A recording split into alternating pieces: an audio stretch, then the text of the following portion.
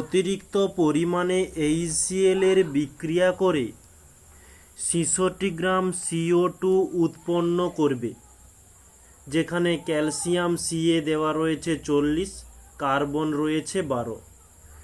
তাহলে এখানে CaCO3 সঙ্গে HCl কে যোগ করতে বলছে, তাহলে আমরা যোগ করব CaCl3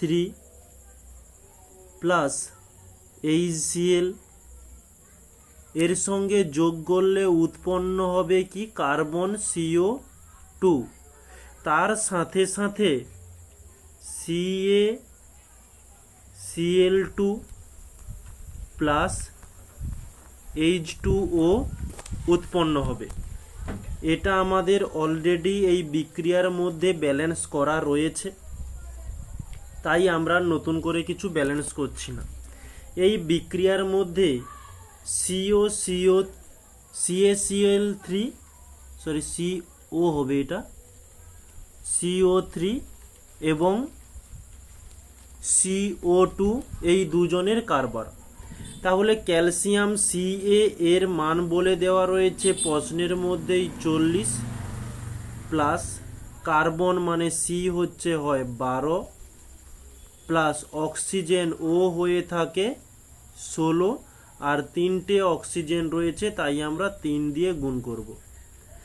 তাহলে 16 প্লাস 12 প্লাস 16 3 48, আর এটা যোগ করলে আমাদের হয়ে যাবে, 1 মিনিট, এটা যোগ করলে আমরা পেয়ে যাব 100। ওকে, এরপরে হচ্ছে CO2, কার্বনের 12 প্লাস অক্সিজেনের হয়ে থাকে 16, আর 2টি অক্সিজেন রয়েছে, তাই 2 দিয়ে গুণ করলাম। তাহলে 12 প্লাস 16 2 32, আর 32 প্লাস 12 যোগ করলে 44 গ্রাম। প্রশ্নটা আরেকবার বলছি, কত গ্রাম CaCO3 এর সঙ্গে অতিরিক্ত HCl এর বিক্রিয়ায় 66 গ্রাম CO2 উৎপন্ন হবে? তাহলে আমরা এই বিক্রিয়াটা থেকে যদি বলি 44 গ্রাম CO2 উৎপন্ন করতে 100 গ্রাম